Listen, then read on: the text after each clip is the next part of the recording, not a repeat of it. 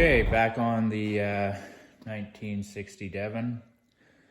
So the body has been pulled out of the car trailer and put onto the chassis lately. Taking a look at the hood alignment. Someone online said that from the dash, which is here, to the back of the hood jamb is about 13.5 inches. So this will be getting filled in with fiberglass. As well as the rest of the hood jamb will be getting formed and fiberglassed in. At the front here, you can see there's 2 inches.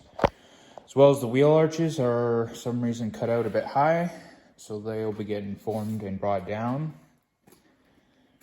The back here has been cut out nice and square. So I'm working on forming a template to bring this round, as well as curl down into the body, into the interior lightly.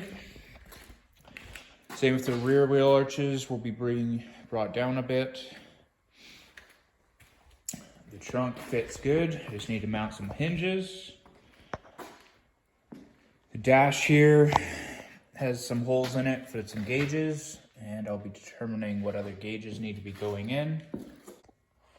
Okay, so taking a look at the hood jamb, it has been fiberglassed in, or fiberglass molded, and it is now ready to sort of adhere to the body. The back here, has that filler strip.